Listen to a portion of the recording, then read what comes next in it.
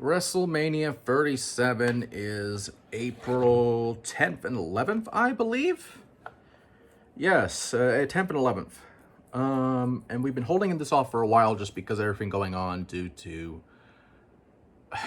I used to say you could make a bingo board and just put shit on there and see what happens. But that became a wheel after January, quite frankly, because of Bison Man, the winter storms, the winter... I don't know if you want to call it an ice age or something in the South, but no power for people in months, or, well, it felt like months. My days and years and months kind of blend together nowadays, I think, as does everybody else's. So it was probably shorter than that, but it was probably like a week or two, but still, off and on. And then, of course, everything else going on in the world right now is just kind of ridiculous, and I just kind of put this on the back burner. However, with that being said, we have a few matches on this card that are unconfirmed, and what I mean by that, there's a two-night card, much like the Performance Center Mania last year. And with that, before we go on to the card, I just want to say one thing about everything, and I'm not going to go over everything about the tickets. I looked at the tickets and saw this lengthy legal document that you have to agree to before even buying tickets, let alone going to it. With COVID and everything going on, it's something that a lawyer would clearly write to ensure that a company this large would not fuck up anything or be held accountable for anything. It's out there and you want to look at it. I may put it in the description if I remember. But basically, it boiled down to that you're accountable for your travel, you're accountable for everything going on, you're accountable for your own death. WWE is not liable if you die via COVID. I just want to make that clear. They are doing everything within their power to make sure that the record windfall that they have had while releasing several talent over the years, while making millions, if not billions, if not trillions of dollars last year because of having no live events, because of having no, ticket sales, no, fans to worry about. You had a ThunderDome, you had a Performance Center, you had a Performance Center Mania, you had a Performance Center in the bank. We've been making jokes about it for years, what feels like years now. We had Performance Center Mania, Performance Center Chamber, Performance Center in the Bank, Performance Center Series. I don't fucking know. And then we had the ThunderDome, which has been awesome to a degree. And we had the Performance Center become the Capital Wrestling Center, or I would like to believe that WWE has two separate buildings, a Performance Center and a Capital Wrestling Center. They made this much money, they might as well buy another building. Nonetheless, with all of that being said, basically, the legal document goes towards this. And I'm not a lawyer, so I don't know if they can get away with this or not. But basically, you are accountable for your own travel. You are accountable for your own hotel. You are accountable for your own safety. You are accountable, in essence, for your life. If you die, that is your fault because you went to WrestleMania. Doesn't matter which night. If you die, you die. I hate saying it like that, but that's basically what it is. WWE has done everything, and it is like pages and pages of this shit, to make sure that they are not liable at all. That you basically sign a hold harmless agreement to them, saying that they are not responsible for anything that happens to you. You're fucked, you're on your own. So if you want to go to WrestleMania, that's on you. If you want to watch it on Peacock, that's on you. If you want to watch it on the network, if you're not in the US, great. Speaking of that, this is the first pay-per-view exclusively to the US on Peacock. I have not used Peacock yet. We were going to do a Fastlane thing, but again, we just put it on the back burner and too late now. But that was the first pay-per-view on the network, or Peacock rather, which is basically the same thing now. But at this point, it is yeah, I heard some mixed reviews. I didn't watch it on Peacock, so I don't know. My first experience will be WrestleMania, if not NXT, because I don't remember what date it starts on. And quite frankly, it'll be interesting to see what happens. But with that being said, we'll go over the unconfirmed night matches right now. And as I do that, I am just going to take this for 1 second, just because there is something that needs to be done real quick. And there we go. The joys of having a 12-year-old dog that can barely see and can barely hear, but sees a turtle that has lights on it come on due to solar shit, and he wants to get the turtle. That's what that was, basically. Anyway, now we're back where we are, and I apologize if that kind of fucked the people up motion-wise or whatever, but that's what it is. We'll go over the unconfirmed night matches. First off, the New Day. Kofi Kingston and Xavier Woods will defend the Raw Tag Team titles against AJ Styles and Omos, or Omos. I'm not sure how you say it. New Day won against the Hurt Business like a week or two ago for the new tag titles, and or become the new tag champions, rather. And Omos has been very impressive. I have had my eye on Omos for a while. He has gone from being a giant fucking ninja to being the bouncer for Raw Underground to being the muscle for AJ Styles, and he's been very impressive through all of this. Been very impressive. You know, I don't really look at big guys like Vince does and says, hey, we can make this guy a star. But this guy has the look. This guy has the talk. This guy has the walk. I don't know what he can do in the ring, but if he's as good as he looks, he can be a world champion. I don't say that lightly, because big men in wrestling, it will happen. We have one in the Hall of Fame, which we'll get to in a couple of weeks. Or is going to be in the Hall of Fame this year, rather. But, you know, it is what it is. And Omos, I see him as a world champion. I don't know why. It's just his presence. It feels like Andre to me. And I don't say that lightly at all. I know it's a big thing to say. But just his presence, his overall look, his walk, just the way he not performs himself, but the way not only performs, but the way he presents himself is incredible. For someone that has only been in the business for what? A year? A couple years maybe? 5 at the very most? That's just guessing. I have no idea. He might have just been a signee that they got maybe a year or two ago. I don't really know. A lot is not known about Omos. But what I do know about this guy, from what I have seen over the past year, this guy is ready for this match. By the way, this is his debut at WrestleMania. It can't get any bigger than this. Except if it was for a world title, or if it was in the Andre Battle Royal. And again, I don't even know if they're going to do the Andre. They have 2 nights, they might as well. But, and, you know, obviously a tag match makes sense. He won't be in there as much. It'll limit what he does. And as a big man, you know, you want to do the Andre thing. If you need to, just keep him in the corner, smash him a bit, tag out. You know, it can be simple as that. And it'd be great.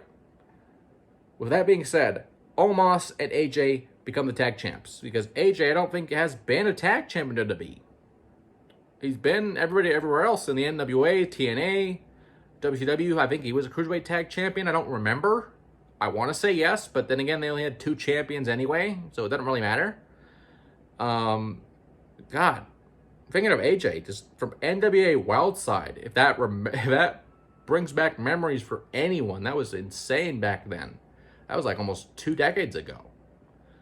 And now, from that to TNA, to WCW, to WWE, or Wrestling All-Stars, to now, is insane to think about. But again, Omos and AJ win. Next up, for the actually the final unconfirmed night match. We'll go over the night 1 and night 2 after this. Braun Strowman versus Shane McMahon. Braun Strowman has been shown to be the dumbest piece of shit I have ever seen. Braun Strowman is a dumb, fat piece of shit. That's the whole story to this. Every time you put him in a main event, you gave him a title. No one remembers it. Does anyone even remember him holding the tag titles? Anyone remember him being Universal Champion? If it was not for Bray Wyatt, I don't think anyone would remember him being Universal Champion at all. Braun has had so much potential, and they fucked it up every single time. It's like, why do I even believe in Braun anymore? They have made Braun the single-handedly the dumbest motherfucker on the planet, having a custom car destroyed over... I mean, this year alone has been horrible for the guy. I mean, even last year was okay. He was Universal Champion. But who remembers that? If I didn't say it, I don't think anyone would remember it. Again, if it wasn't with Bray Wyatt or The Fiend, I don't think anyone would remember it at all. Braun has had so much potential, and they fuck it up every time. I don't know what it is, but just give him a world title run that means something. It's like, just get rid of him or do something with him. And this is not it. Shane McMahon somehow is the biggest babyface in the world, having Braun as the dumbest piece of shit in the world, and Braun proving how fucking dumb he is each and every week. I don't care if this is the pre-show. I don't care if this is the kickoff. I don't care if this is like in between a Hall of Fame. This is the piss break. Fuck this match. Shane wins, and Braun just goes away because he needs to go away. Braun is great, but Braun is never going to be used properly in WWE. Ever. He was with the Wyatts, but that's about it. That's honestly, and I hate saying that, but Braun, I have been big on Braun over the years, but they have let me down too much to where I just accept it. And that's what's going to happen here. Braun is just going to be Braun. Next up, we have... I can't really see the time there. Okay, I'm sorry, just looking through this new setup here. We got these little virtual little things here. Anyway, for night 1, this will be April 10th for those who are going. And this is the only matches on night 1 so far. Sasha Banks will defend the SmackDown Women's title against the Royal Rumble winner, Bianca Belair. Bianca, much like Braun, has been... This is what Braun should be. Someone that is confident in what they do, fucking great at what they do, athletic, has the build, has the talk, has the walk. This is what Braun should have. Not a women's title match, obviously, but something. Give him something. Anyway, Bianca Belair, all the potential in the world, has had potential for years, and is finally going to have her moment at WrestleMania after winning what was an incredible Rumble. Some people say was kind of controversial because some thought her feet touched the floor and Rhea Ripley's didn't. But it is what it is. We're months away past that now. There's no changing it. And with night 2, doesn't matter anyway. A little bit about that later. Sasha Banks is a giant fucking forehead, and she's just there. Bianca wins, plain and simple. Next up, Bobby Lashley defends the WWE Championship against Drew McIntyre, the former champion, with Cedric Alexander and Shelton Benjamin banned from ringside, but MVP, as far as we know, is still at ringside. McIntyre lost the title to The Miz, which we'll get to in a little bit, after Miz cashed in Money in the Bank, which he won from Otis, which was bullshit, because Otis should have gotten a world title match, because it's fucking Otis. Anyway, then Lashley beats him like 2 or 3 weeks later for the WWE title, his first world championship, if we're not counting ECW title, the ECW title, which, you know, back then actually still meant something before what became a silver fucking eagle, for those who remember that. It was actually the old ECW title, which technically would be his second in WWE. Still titles in TNA, held the title in ECW, and now this.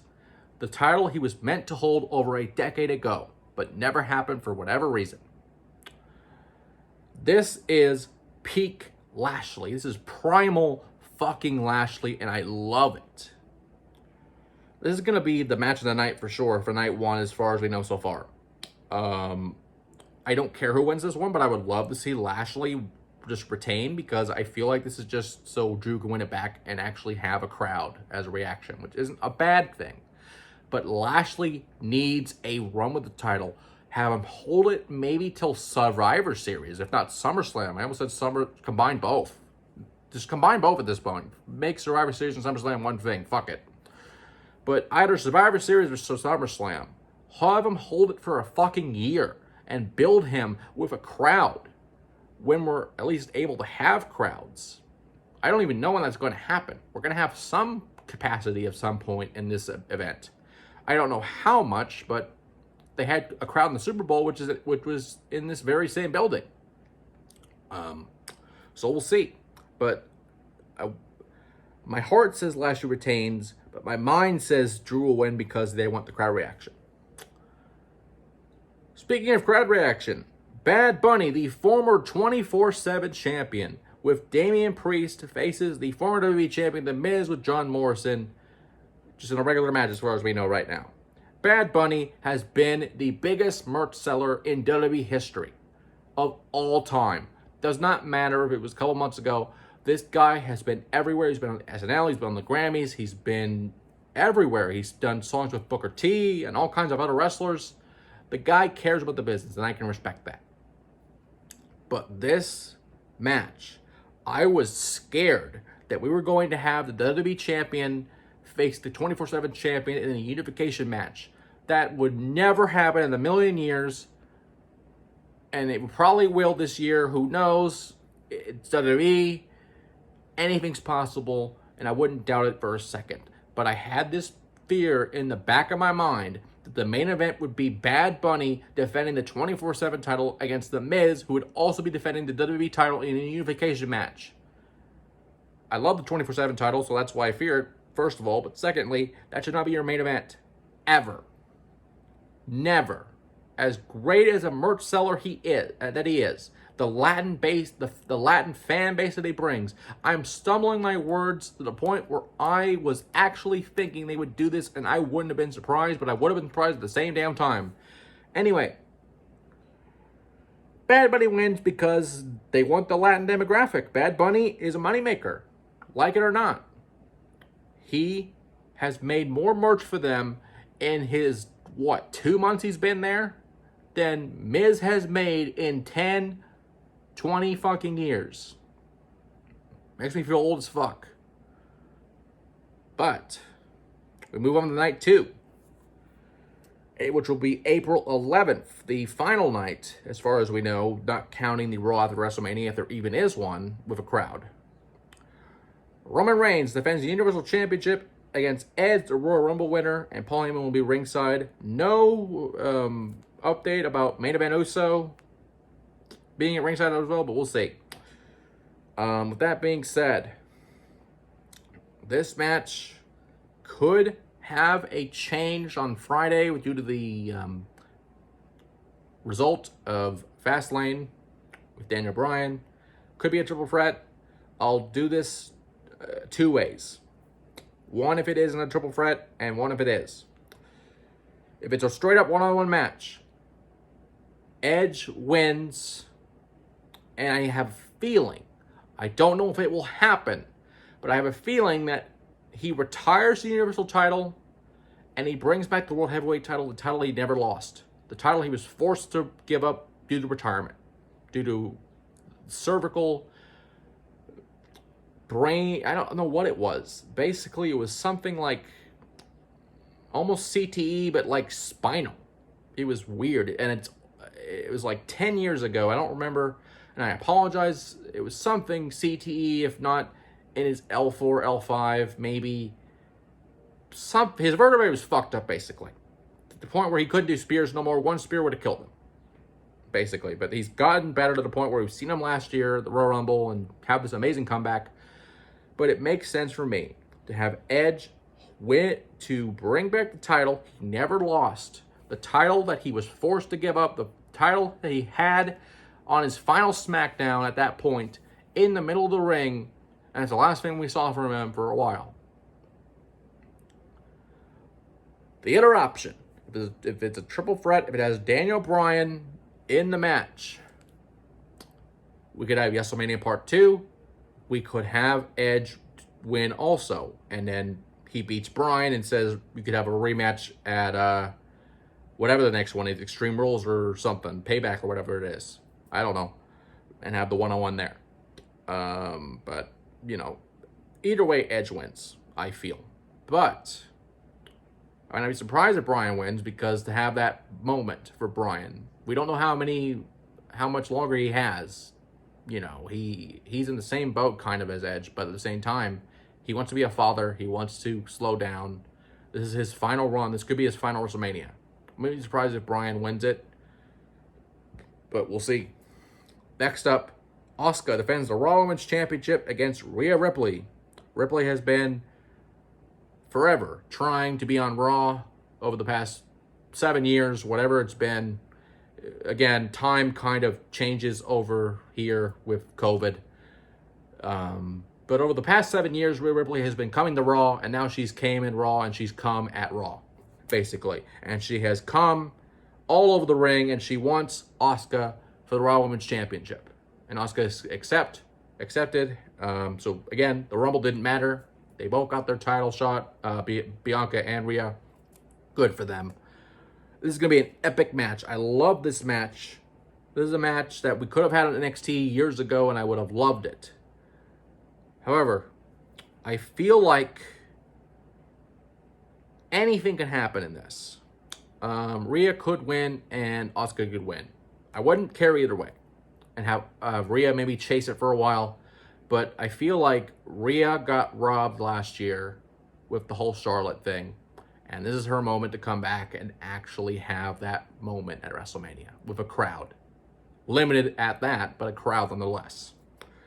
And finally, in a match I didn't think was going to happen this soon, the burnt up Fiend with Alexa Bliss faces Randy Orton in what could be a burning Hell in a Cell. We don't even know what this match is, but the bar is set really high.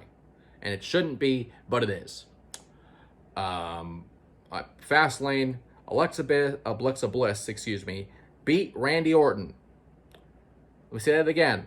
Alexa Bliss had a match with Randy Orton, and she won with a burnt up Leatherface Freddy Krueger combo. Maybe add that in with something from a wax museum gone wrong, and that's what the Fiend looks like now, basically, for those who haven't seen it. And for those who haven't seen it, just look at it, and it will make sense. The Fiend won, or, well, basically, Fiend did win for Alexa, but the Fiend will have this match with Randy Orton. It will be a clusterfuck. I will love it. And the Fiend wins, because we just need to end this, because Orton has just been there. It's not that he's bad, he's just there. It's just, I don't know. And with that, WrestleMania is April 10th and 11th, and we'll see what happens from there. We'll see if there's any more matches. Who knows? Anything can happen.